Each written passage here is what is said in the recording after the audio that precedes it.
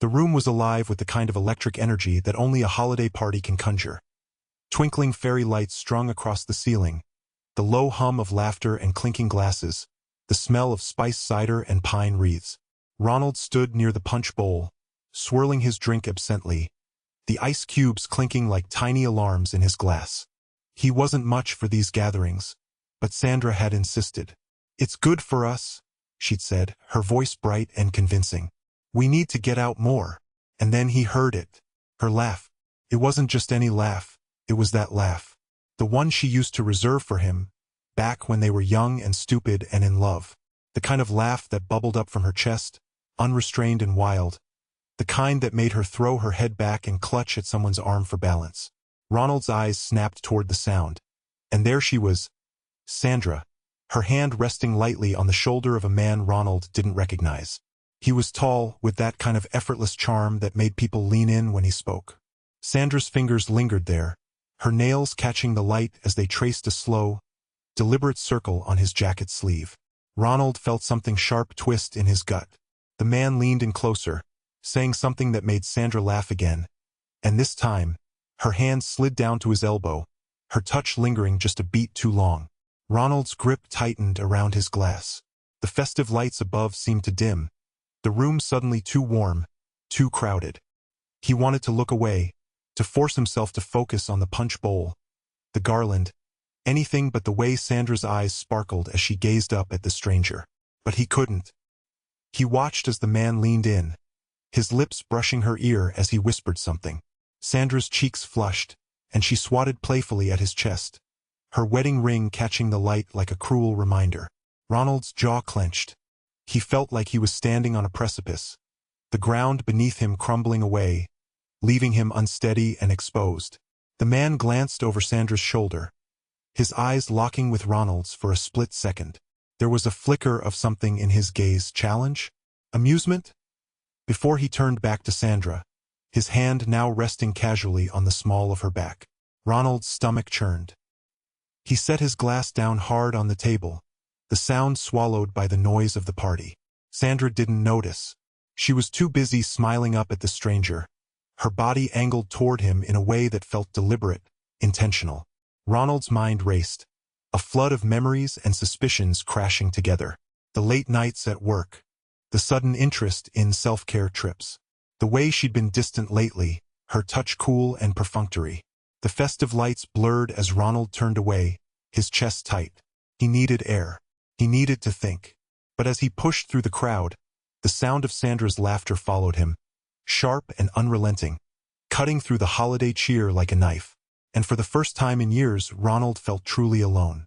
Ronald was sitting at the kitchen table, staring at the cold remains of his morning coffee, when his son, Tyler, walked in. The kid had that look, the kind of look that made Ronald's stomach twist before he even heard the words.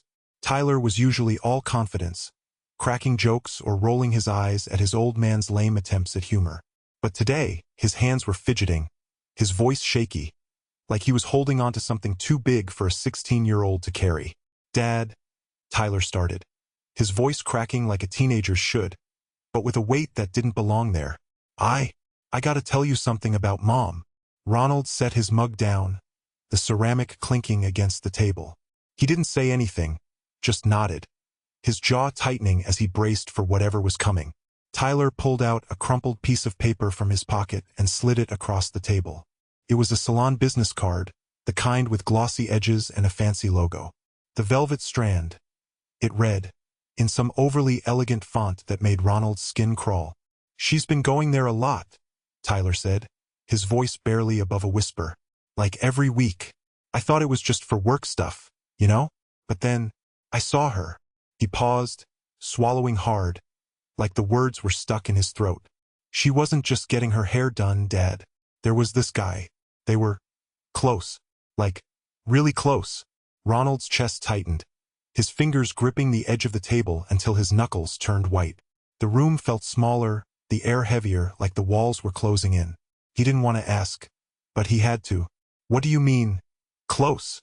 Tyler looked down, his face red, his shoulders hunched like he was trying to disappear. "I mean, they were laughing, touching. It wasn't just friendly, Dad. I know what I saw." His voice broke on the last word, and Ronald felt something inside him snap. He wanted to scream, to throw something, to drive to that damn salon and demand answers. But instead, he just sat there, his mind racing, his heart pounding in his ears. Sandra had been going to the next town over for months now, always saying it was for work, that she had a new client who needed her attention. Ronald had believed her.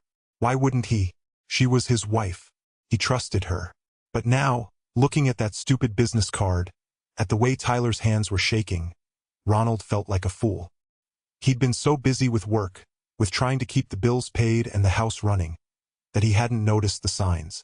The late nights, the sudden trips, the way she'd been dressing up more, like she was trying to impress someone. He'd chalked it all up to stress, to midlife restlessness. But now it all made sense. Tyler was still talking, his voice trembling as he described what he'd seen. How he'd followed her one day after school. How he'd watched her walk into that salon and come out hours later, her hair perfect, her smile brighter than it had been in years. Ronald barely heard him. His mind was too busy replaying every lie, every excuse, every time Sandra had brushed him off or snapped at him for asking too many questions. The kitchen felt like a tomb, the silence heavy and suffocating. Ronald reached for the business card, his fingers trembling as he turned it over in his hand. The velvet strand. What a joke. He could almost picture it. The sleek chairs, the mirrors, the soft music playing in the background. And Sandra, sitting there, laughing with some stranger while Ronald sat at home, oblivious. Tyler was crying now, his tears falling onto the table as he begged his dad not to say anything, not to confront her. "I didn't want to tell you," he sobbed. "I didn't want to mess things up, but I couldn't keep it to myself anymore." Ronald wanted to reach out, to pull his son into a hug and tell him it was okay, that they'd figure it out.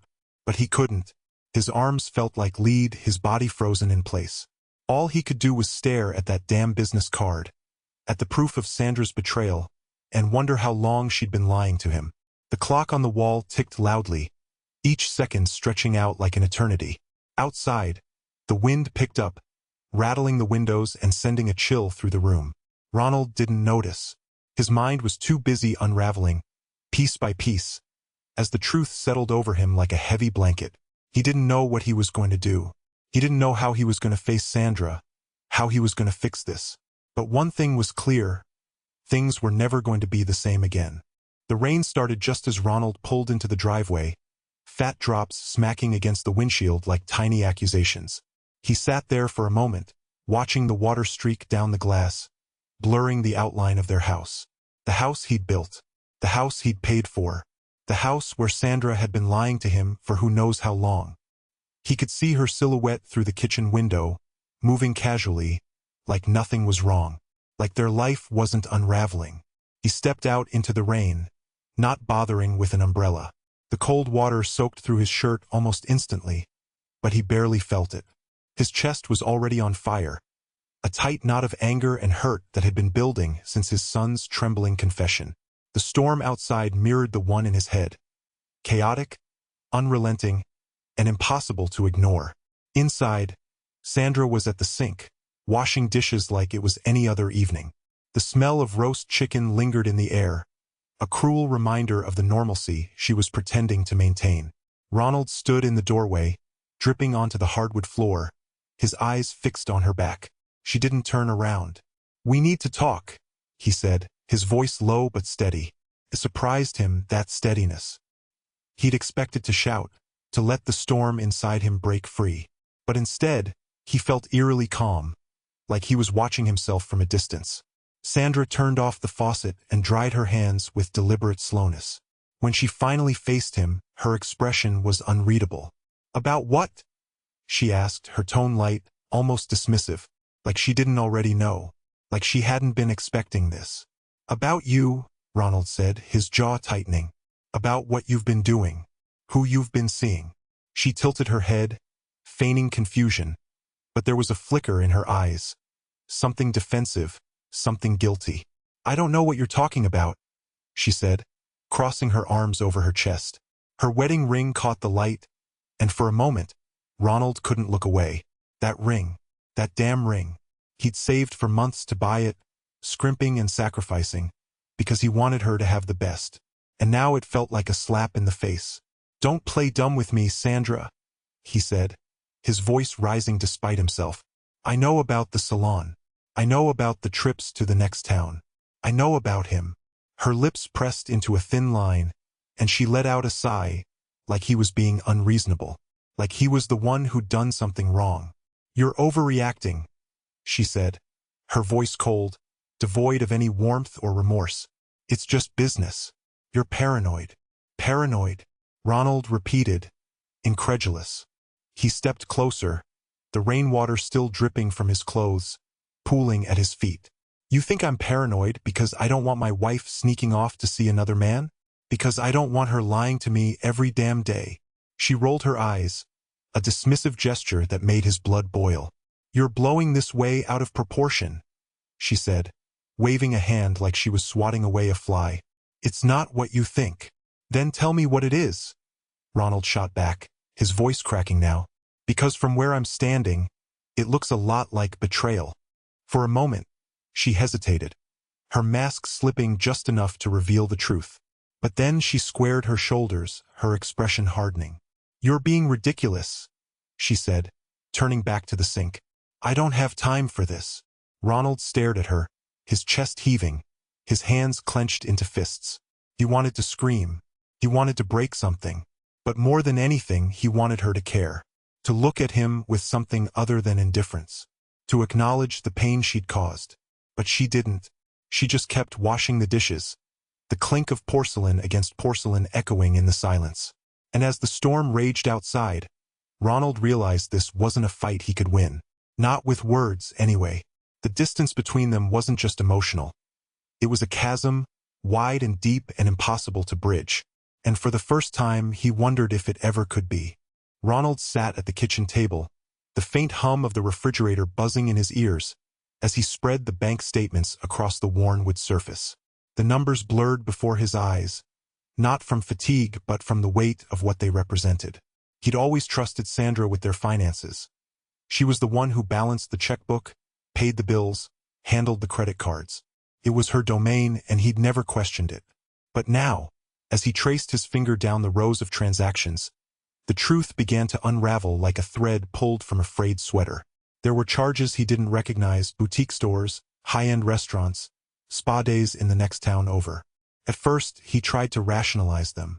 Maybe Sandra was treating herself after a long week at the salon, or perhaps she'd bought gifts for friends. But the dates didn't add up. The expenses were too frequent, too extravagant. And then there were the withdrawals, cash taken out in increments of $200, $300, sometimes $500, always on days when she claimed to be working late. His hand trembled as he flipped through the receipts he'd found stuffed in the glove compartment of her car. A receipt for a luxury hotel, dated just last month. Another for a jewelry store, a delicate gold bracelet he'd never seen her wear. The pieces of the puzzle were coming together, forming a picture he didn't want to see. Sandra wasn't just betraying him emotionally. She was draining their savings, their future, for her own indulgence. He remembered the empty wallet he'd found in her purse last week, the one she'd brushed off with a laugh. "Must have left my cash at home," she'd said, her tone light, almost playful. But now, as he stared at the bank statements, the emptiness of that wallet felt like a metaphor for their marriage, hollow, drained, devoid of substance. A bitter taste filled his mouth as he thought about the sacrifices he'd made over the years. The overtime shifts he'd picked up to pay for their son's braces, the weekends he'd spent fixing up the house instead of relaxing, the vacations they'd skipped to save for retirement.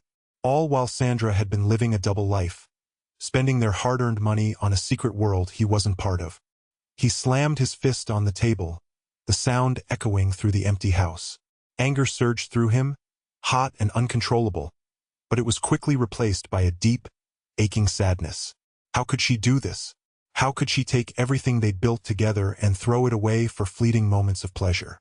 The receipts, the withdrawals, the empty wallet, they weren't just evidence of financial betrayal. They were symbols of a love that had been hollowed out, a partnership that had crumbled under the weight of lies. Ronald leaned back in his chair, the weight of the truth pressing down on his chest. He knew what he had to do next, but the thought of confronting Sandra filled him with dread. The numbers on the bank statements didn't lie. But they didn't tell the whole story either. They couldn't capture the years of trust he'd placed in her, the dreams they'd shared, the life they'd built. And now, all of it was slipping through his fingers, as fragile and fleeting as the ink on those crumpled receipts.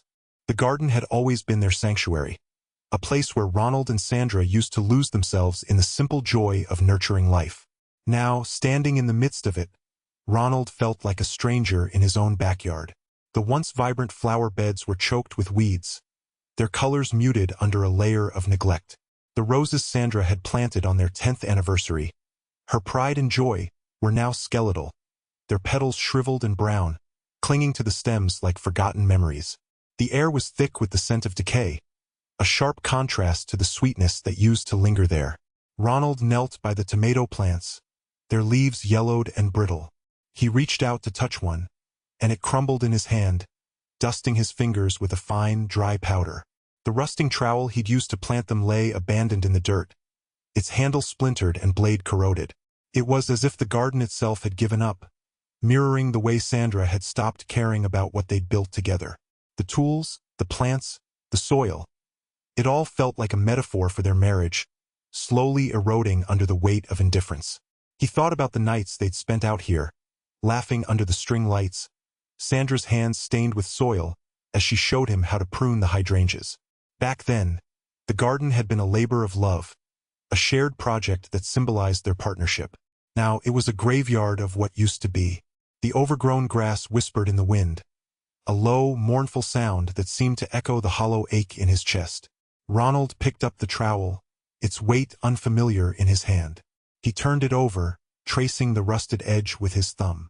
Sandra hadn't touched this garden in months, not since she'd started spending her afternoons in the neighboring town, leaving him to wonder where she was, who she was with, and why she'd stopped caring about the life they'd built.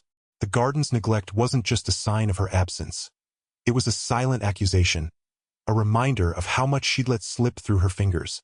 He stood there for a long time, the trowel in one hand and a withered tomato vine in the other, the weight of his decision pressing down on him like a storm cloud. The garden was beyond saving, at least for now. But maybe, just maybe, he wasn't. The anger that had been simmering under the surface flared up, hot and urgent, as he tossed the vine aside. He wouldn't let Sandra's neglect define him. He wouldn't let her betrayal rot away the parts of him that still knew how to grow. With a deep breath, Ronald wiped his hands on his jeans and turned back toward the house. The garden would have to wait. He had a life to reclaim. The house was quiet now, too quiet. The kind of silence that presses against your ears and makes you hyper-aware of every creak and groan in the walls. Ronald sat at the kitchen table, the same table where they'd shared countless meals, where Sandra had once laughed at his bad jokes and poured him coffee with that little smirk of hers. Now, the surface of the table was cluttered with papers, bank statements, credit card receipts, and a photo of a man he didn't recognize but whose face had become all too familiar. The man who'd been sneaking into his life, stealing what wasn't his. Ronald's hands were steady as he sorted through the evidence, but his chest burned with a slow, simmering rage. He'd spent weeks piecing this together, following the breadcrumbs Sandra had carelessly dropped. The salon trips she'd claimed were for work, the late nights she'd blamed on clients, the unexplained withdrawals from their joint account. It all led to him, the man in the photo, a guy named Greg who ran a gym in the next town over. A guy who thought he could just waltz in and take what wasn't his. The garden outside the window was a mess, overgrown and neglected. Ronald hadn't touched it since the truth started unraveling. The roses Sandra had loved so much were choked by weeds, their petals brown and curling at the edges. It was a fitting metaphor, he thought bitterly. Something beautiful, left to rot because no one cared enough to tend to it. But Ronald wasn't going to let this rot. Not anymore. He'd spent the last few days mapping out his plan, rehearsing what he'd say, how he'd say it. He wasn't going to storm in like some lunatic, screaming and throwing accusations. No, he'd be calm, measured. He'd let the evidence do the talking. He'd make Greg see exactly what he'd done, and he'd make sure the bastard knew there'd be consequences. The photo of Greg stared up at him from the table. Ronald picked it up, studying the man's face.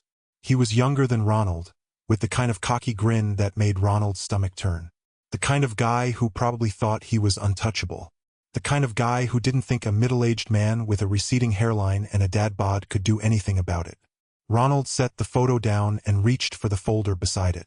Inside were copies of text messages he'd found on Sandra's phone, messages she hadn't bothered to delete, messages that laid everything out in black and white. He'd taken photos of them, just in case she tried to deny it later.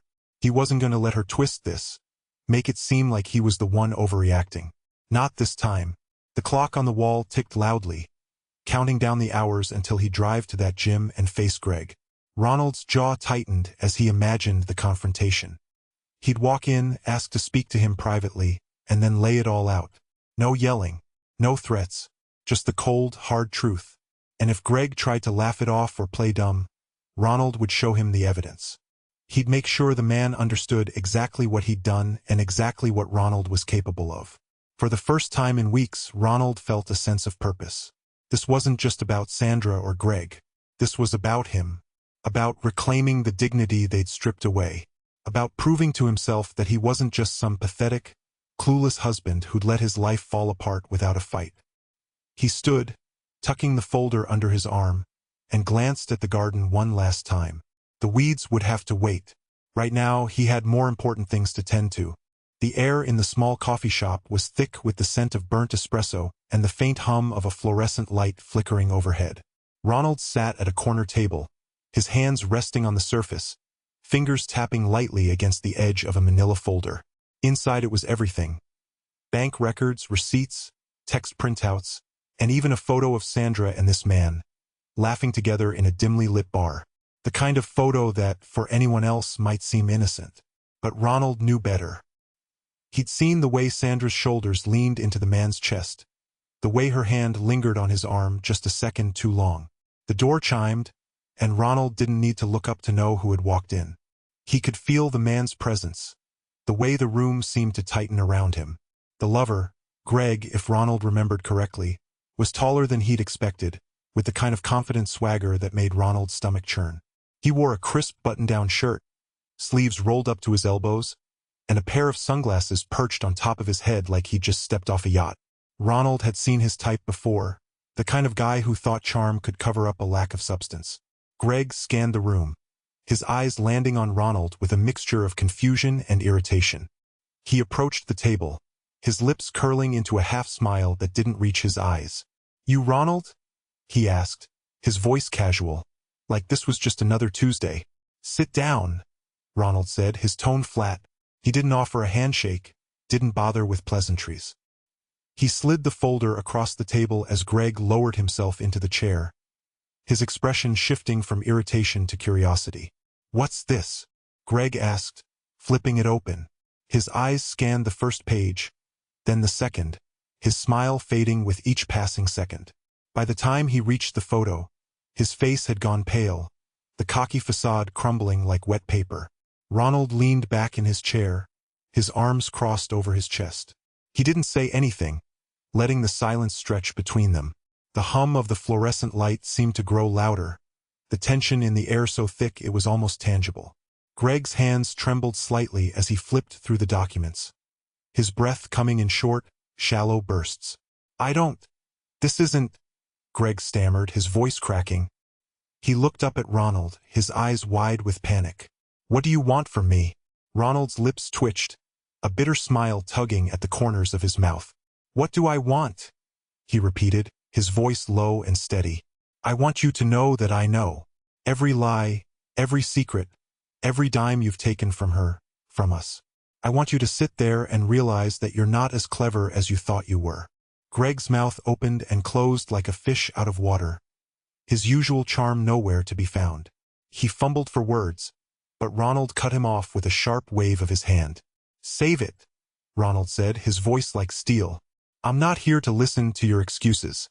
I'm here to make sure you understand one thing. This ends now. You stay away from her. You stay away from me. And if I ever see you again, if I so much as hear your name, I won't be this polite next time." Greg's face flushed, a mix of anger and shame flickering across his features. He opened his mouth to speak, but Ronald stood abruptly, the chair scraping against the floor with a sharp screech. He leaned over the table, his face inches from Greg's, and for the first time, he let the anger bleed through. "You think you're some kind of player," Ronald hissed, his voice trembling with barely contained rage. "But you're just a parasite, and I'm done letting you feed on my life."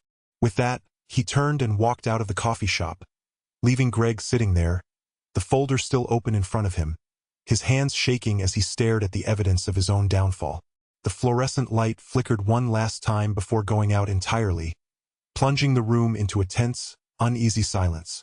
The annual Harvest Festival at the community center was always Sandra's favorite event. She'd spent weeks planning it, arranging the tables, coordinating the potluck, and even hand-picking the playlist of folksy tunes that played softly in the background. The room was a sea of flannel and denim, the air thick with the smell of pumpkin spice and apple cider. Ronald stood in the corner, clutching a paper cup of lukewarm coffee, his stomach churning like a storm brewing over the horizon. He'd been dreading this moment, but he knew it had to be done. There was no other way. The microphone screeched as he tapped it, the sound slicing through the chatter like a knife. Heads turned, and for a moment, the room was suspended in a fragile, expectant silence. Sandra was across the room, her back to him, laughing with a group of women from her book club. Her laughter was sharp, metallic, and it cut through him in a way that made his hands tremble. He cleared his throat. "Folks," he began, his voice steady but low, like the rumble of distant thunder. "I've got something to say, and I'd appreciate it if you'd all hear me out." Sandra turned then, her smile faltering. She looked at him with narrowed eyes, her lips pressed into a thin line. She didn't move, didn't speak, but her hands clutched the edge of the table like she was bracing for impact. Ronald took a deep breath, the weight of the room pressing down on him. "Some of you might have noticed things haven't been right between Sandra and me lately. I tried to ignore it, tried to make excuses, but the truth is, Sandra's been living a double life. She's been seeing someone else, someone she met through her salon business, and she's been using our money to fund it." The silence that followed was deafening. Sandra's face went pale, her carefully applied makeup suddenly looking garish under the fluorescent lights. She opened her mouth to speak, but no words came out. The room seemed to hold its breath, the tension so thick it was almost suffocating. Ronald's voice grew louder, firmer. "I've been patient. I've been quiet. But I can't keep pretending everything's fine when it's not. So, as of today, I'm filing for divorce. I'm done." A gasp rippled through the crowd. Sandra's book club friends exchanged horrified glances, their hands flying to their mouths. One of them took a step back, as if distancing herself from the fallout. Sandra's facade began to crumble, her carefully constructed image of the perfect wife and community pillar disintegrating before everyone's eyes. She reached out toward Ronald, her hand shaking, but he turned away. "I didn't want it to come to this," he said, his voice cracking slightly. "But sometimes you have to stand up for yourself, even if it's hard, even if it hurts." The room erupted into whispers, the sound like a swarm of bees. Sandra stood frozen, her eyes darting around as if searching for an escape, but there was none. The Harvest Festival, her pride and joy, had become her undoing. The pumpkin centerpieces and twinkling lights suddenly felt hollow, a stark contrast to the raw, ugly truth that had just been laid bare. Ronald set the microphone down and walked out, his boots echoing on the wooden floor. The crisp autumn air hit him like a slap, and he sucked in a deep breath, feeling a strange mix of relief and exhaustion. Behind him, the door creaked open, and he heard Sandra's voice, shrill and desperate, calling his name. But he didn't stop. He kept walking, the crunch of leaves beneath his feet marking the end of one chapter and the uncertain beginning of another.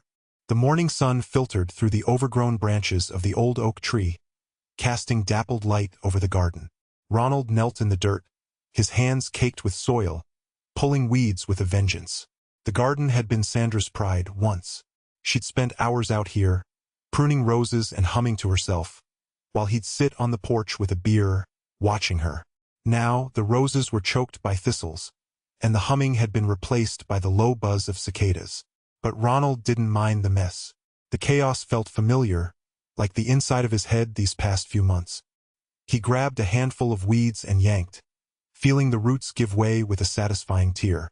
It was cathartic in a way, ripping something out by its foundation, clearing space for something new. He'd done the same with Sandra, hadn't he? Cut her out of his life, roots and all. The thought made him pause, his hands trembling slightly as he reached for the trowel. He didn't want to think about her. Not today. Not when the air smelled like fresh earth and possibility. Opening a packet of seeds, Ronald examined the tiny, unassuming specks in his palm. Zinnias. Bright, resilient flowers that didn't need much attention to thrive. He'd chosen them on purpose, the kind of plant that wouldn't wither if he forgot to water it for a day or two. He wasn't sure he could handle anything more fragile right now. Digging small holes in the soil, he dropped the seeds in one by one, whispering a silent promise to them. Grow. Just grow. As he worked, his mind wandered back to the confrontation with Sandra's lover. The man's face, pale, sweating, caught red-handed, flashed in his memory. Ronald had expected to feel rage, maybe even satisfaction, but instead, there'd been nothing, just a hollow ache like the space where a tooth used to be. He'd shown the man the bank statements, the receipts, the evidence of Sandra's double life. And then he'd walked away. No shouting, no fists, just silence.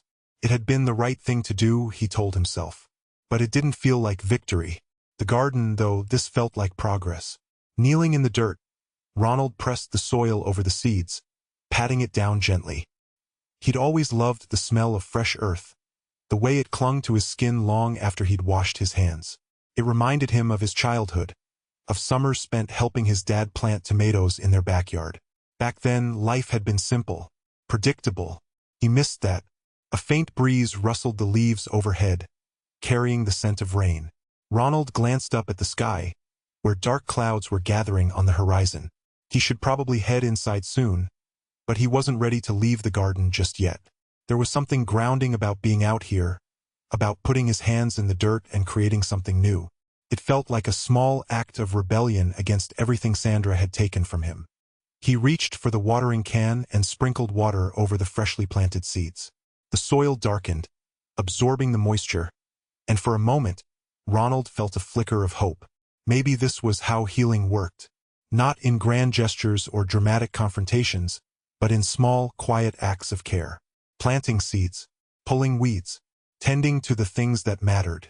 As the first drops of rain began to fall, Ronald stood, brushing the dirt from his knees. He took one last look at the garden, at the neat rows of soil where the zinnias would soon sprout, and felt a strange sense of pride. It wasn't much, but it was a start.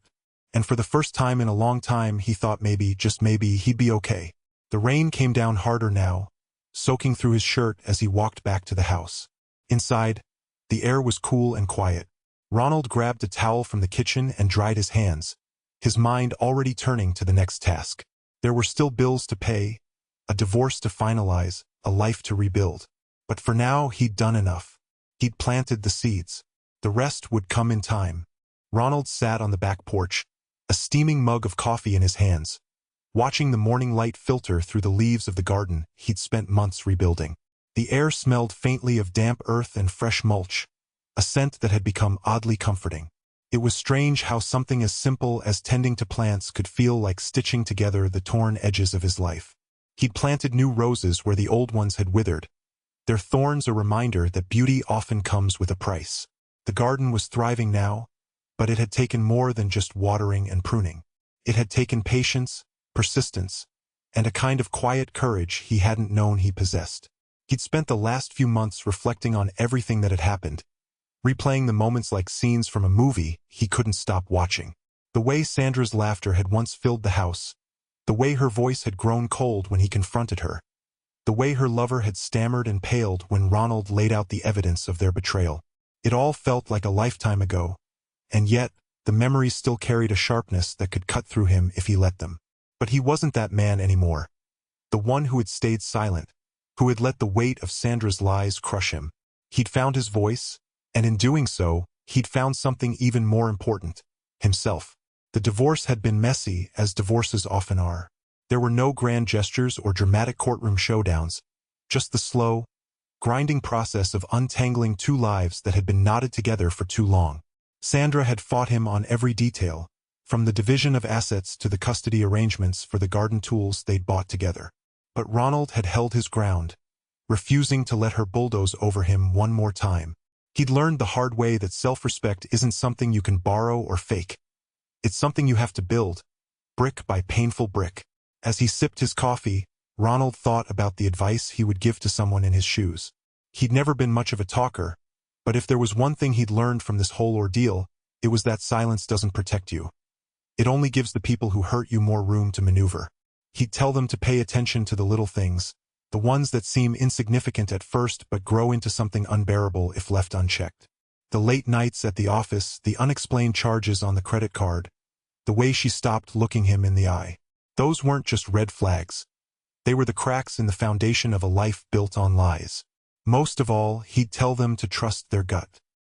He'd ignored his for too long, convincing himself that he was being paranoid, that Sandra's excuses were reasonable, that love was supposed to hurt this much. It wasn't. Love wasn't supposed to leave you feeling hollowed out and ashamed. Love wasn't supposed to make you question your worth. And if it did, then it wasn't love. It was something else, something uglier. The sun rose higher, casting long shadows across the garden. Ronald set his mug down and stood, brushing dirt off his jeans. He had work to do. There were weeds to pull, flowers to deadhead, and a trellis that needed reinforcing. It was hard, physical labor, the kind that left his hands calloused and his back sore, but it was honest. And that was enough. As he knelt in the soil, digging his fingers into the earth, Ronald felt a strange sense of peace. He'd lost a lot. His marriage, his trust, his sense of security, but he'd gained something far more valuable. He'd found the courage to stand up for himself, to demand better, to walk away from something that was poisoning him.